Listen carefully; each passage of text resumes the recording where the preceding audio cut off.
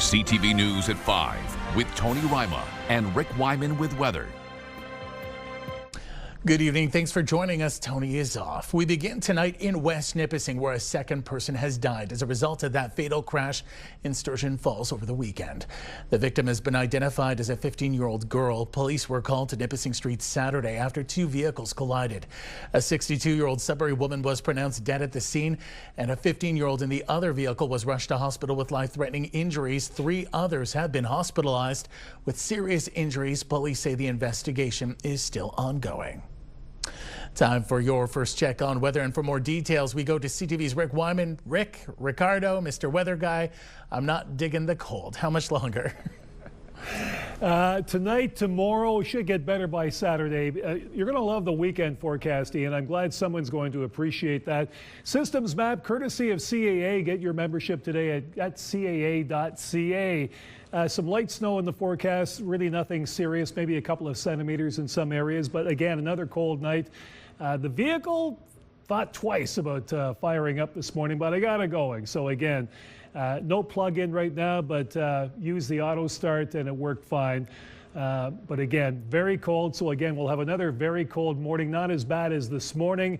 Heading into the weekend, should start to warm up. You'll like the weekend temperatures, Ian. Details coming up. Looking forward to it already. Thanks, Rick. Well, we're learning more about the potential loss of federal jobs here in Northern Ontario. According to the Public Service Alliance of Canada, at least 800 of its members across Ontario, excluding the National Capital Region, have already received workforce adjustment notices. The notices inform employees that their services may no longer be required due to restructuring and budget cuts. While the union is aware that some in our region have received notice, they say the total number of Northern Ontarians impacted is still undetermined. A 58-year-old Virginia town man is facing a charge of arson. It all stems from a structure fire on October 5th, in which first responders found a home engulfed in smoke and flames. According to the OPP, the building wasn't occupied at the time. The accused remains in custody and will appear for a bail hearing tomorrow. Northern College says it'll be working with a school in the Kingdom of Saudi Arabia to advance mining education for students at Saudi Mining Polytechnic. CTV's Lydia Chubak reports. Northern College officials say their institution has an international reputation with the mining industry on a global scale, and a new partnership with a school in Saudi Arabia will only strengthen it. We're trying to share the legacy and history of the Haile Berry School of Mines of Northern College with the world. So we're engaging with partners around the world to help them benefit from some of our programs, and also help us expand our footprint and create additional partnerships for Northern College that will help with other activities such as international student recruitment and other engagements. Earlier this month, the college's president, Mitch Dumas, attended the Future Minerals Forum in Riyadh to sign a memorandum of understanding with Saudi Mining Polytechnic, a post-secondary institution based in the Kingdom of Saudi Arabia. The kingdom is trying to encourage local capacity building, and that's something that we will be very happy to contribute to. We will hopefully be discussing offering some opportunities in Saudi or some in Timmins for Saudi participants to come over and spend time here. And we can offer some of our programs as well as field visits or placements or other opportunities for them. The college will share curriculum, provide expertise in program creation, and collaborate on research initiatives, which officials say will benefit both institutions and the economies they support. Baghdadi says the college has plans to sign more memorandums of understanding with other institutions in different locations, and he says he will update the public as more information becomes available. Lydia Chubak, CTV News, South Porcupine. Two post-secondary schools in Northern Ontario have announced a new partnership when it comes to managing libraries. Université de Sudbury and Université de Hearst have created a new framework for collaboration. As part of the agreement, Sudbury's 29,000 titles will be integrated into Hearst's library catalog. Officials add the sharing of resources will improve access to materials for both students and faculty. Time for a quick break. Coming up on CTV News at 5, Rick has your full weather forecast. For now, let's head to a live shot to the Miners Memorial near downtown Elliott Lake, where it is looking like an absolute winter wonderland. I think we saw some snowmobilers traveling across the lake a short time ago. This shot coming courtesy of the city of Elliott Lake. Just how long will it last like this? We'll check in with Rick. Stay with us. You're watching CTV Northern Ontario.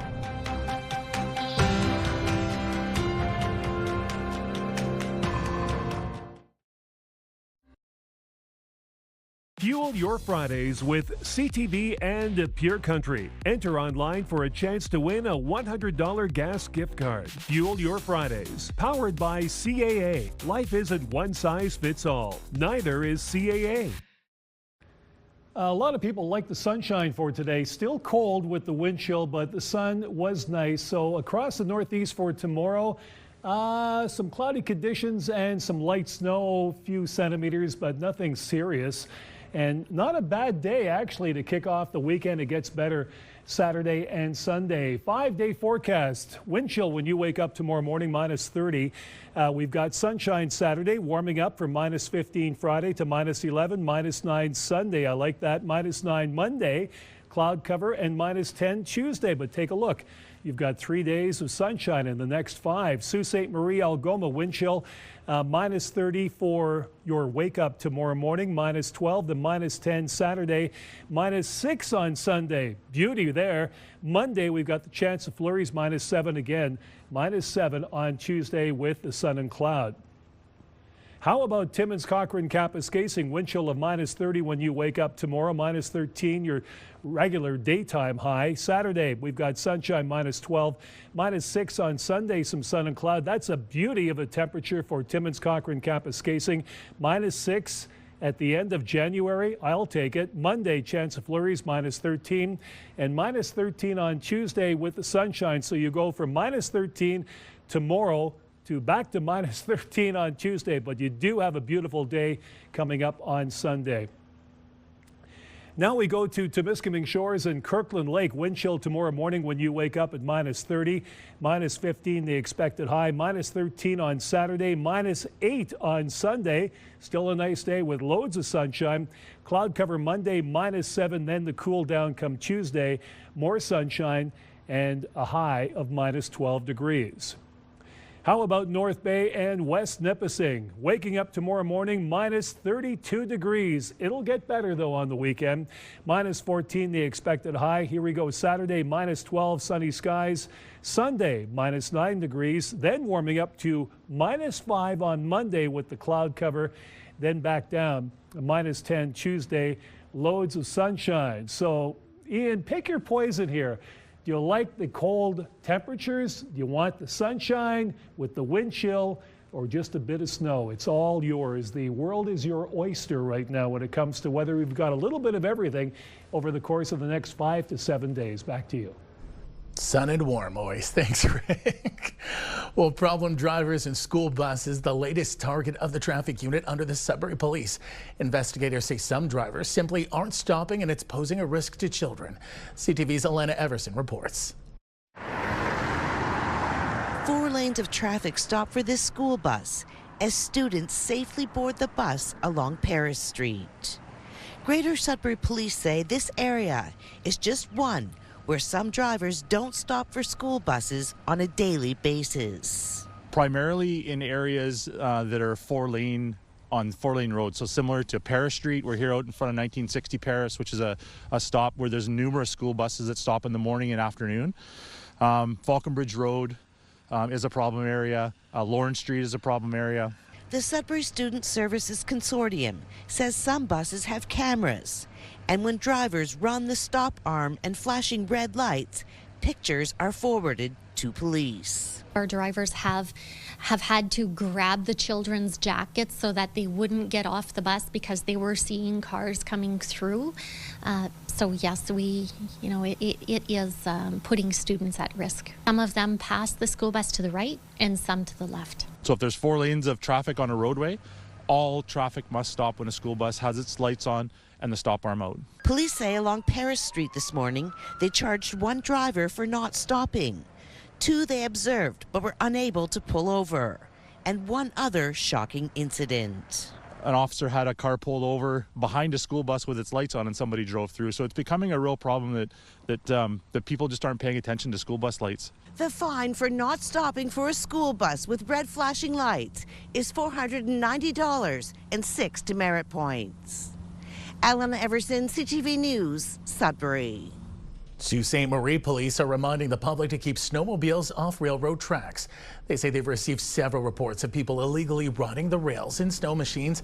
Police say it constitutes trespassing and is simply unsafe. Stick to approved trails and use designated railway crossings when required. Those caught riding along railways could face criminal charges and fines. The closure of the emergency department in Thessalon is being extended. The ED was closed today and will remain closed tomorrow. It's expected to reopen Saturday morning at 8 a.m. Blind River, Richards Landing, and Sault Area Hospital will remain open and will be taking emergencies. Coming up on CTV News at 5, we'll have the heartwarming story about the rescue of a wolf. Plus, more money for the film industry in North Bay as the government looks to keep cameras rolling.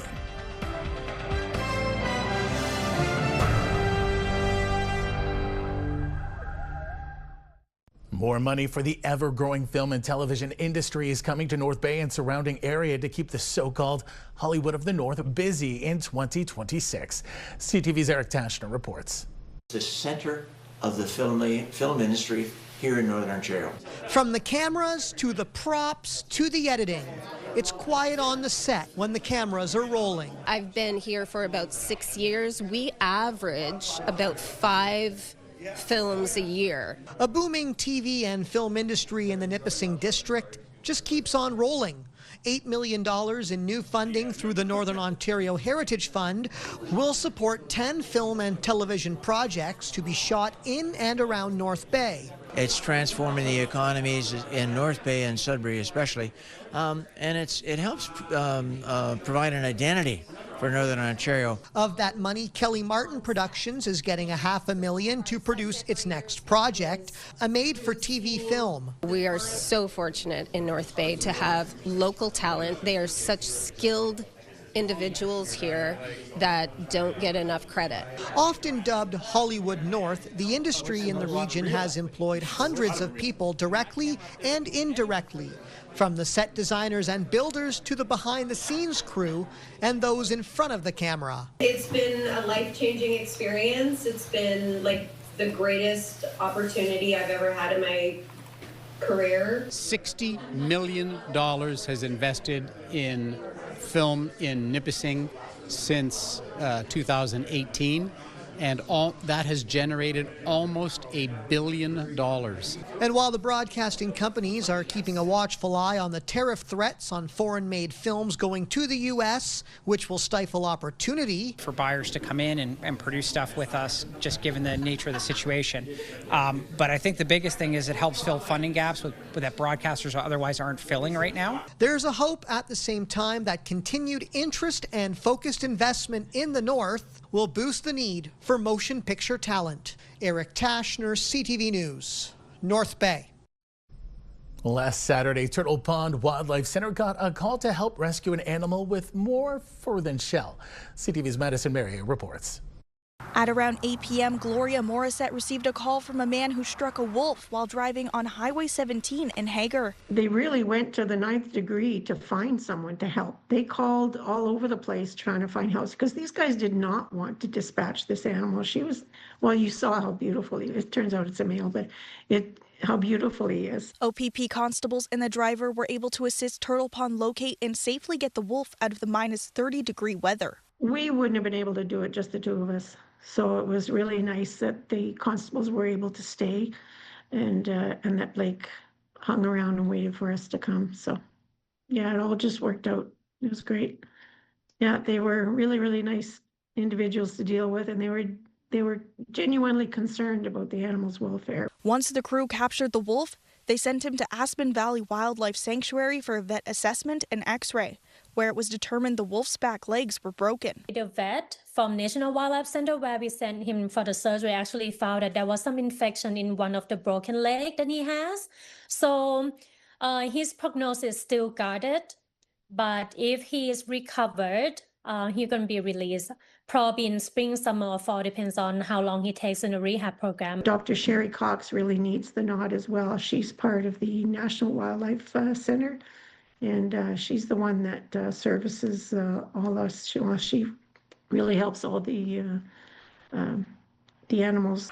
The driver of the vehicle is a member of the Canadian Armed Forces and asked to name the wolf Vimy in memory of a military police dog who passed away in 2021. Madison Merrier, CTV News, Sudbury.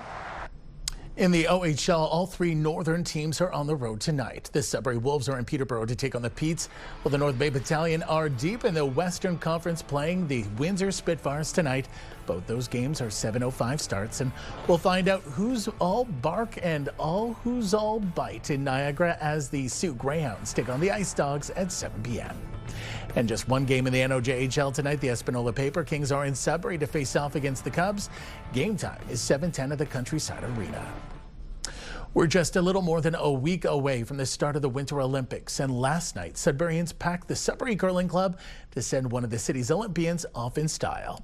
Tracy Fleury will be competing as part of Team Homan as they get set to curl for Canada. Well-wishers were invited to show their Sudbury pride, some even signing a Canada flag for her to take to Italy. Fleury tells CTV News she's looking forward to once again returning to the world stage. We've had a great couple years as a team, had the opportunity to win a couple world championships, but the Olympics was always a big goal of ours when we formed this team. So at the Olympic trials in November, we really wanted to do well there, and we worked really hard leading up and came out with the win there. And yeah, we're just so grateful and excited for this opportunity to represent Canada. Fleury and the team fly out on Tuesday, and of course, we are all wishing her well. Go, Canada, go. When we return, we'll take a look at your community close up. You're watching First at 5.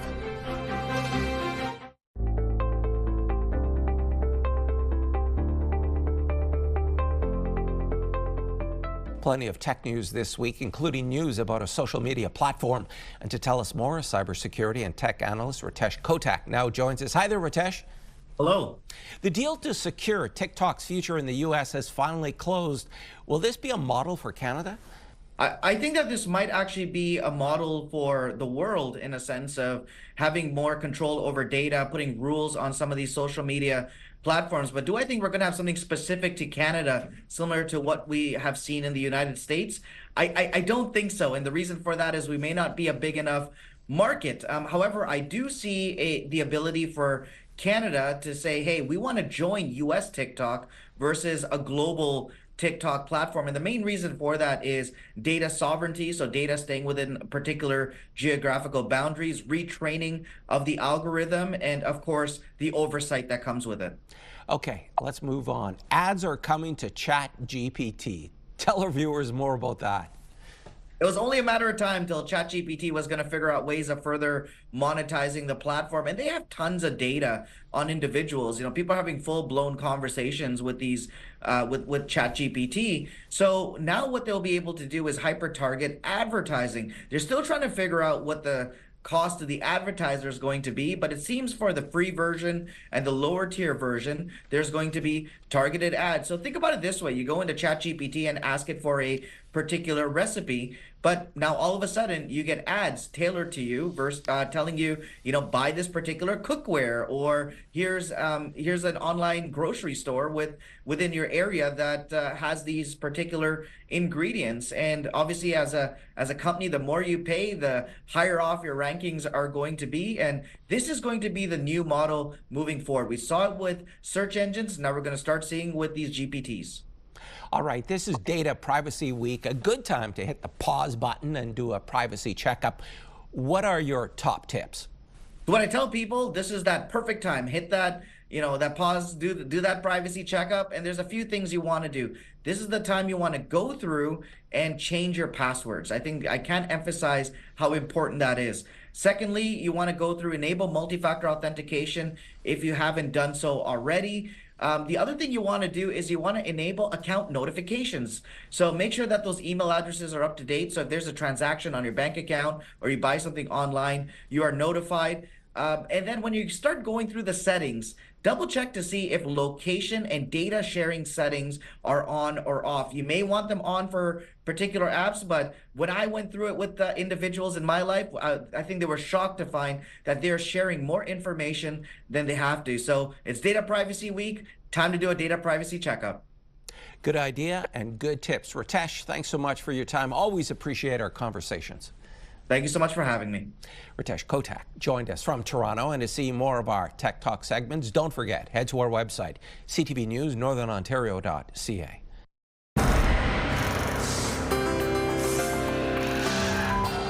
Time now for a look at our community close-up, and for that we begin in the township of the Archipelago. Greg Moore lives in a small area known as Scary Vor. He sent us this beautiful shot of the morning sunrise from his front window. I love the Archipelago and Point O'Barrel. Anytime I'm down there, and this shot makes me love it even more. Thanks so much for sharing, Craig. Karen Stanley in Spanish looks like she's been busy feeding the birds. She sent us in some incredible pictures of the activity she's been seeing at the feeders. Thanks so much for keeping our feathered friends fed there, Karen. I love the shot of the bird with the snow on its face. Very cute. Rose Rousseau, if memory serves me correct, I think you're from Sault Ste. Marie, Rose. Apologies if I got that wrong, but she's been busy feeding the birds as well. She captured a few of the blue jays in her backyard. Looks like they are absolutely loving what you are doing there, Rose. And finally, if you happen to be in North Bay this weekend, Dreamco Fantasy Theatre is presenting its 100th production. This one is of Alice in Wonderland Jr. Shows to the public, will be tomorrow night and Saturday afternoon and evening over at the Capitol Center. It should be a great time. Make sure to check it out. If you have any pictures, videos, or events you'd like us to showcase, you can email them to us at communitycloseup@bellmedia.ca. Well, if you think this weather has been downright polar as of late, at least someone's liking it. The amazing team over at the Cochrane Polar Bear Habitat posting these pictures of Henry just lounging it up there in the sun and snow. Looks like he's having a wonderful time. Glad you're digging it there, Henry. I could use some less snow, but I'm glad Henry's cool with it. There is more news for the North coming up at 6. For now, continue watching as we hand things over to CTV National News.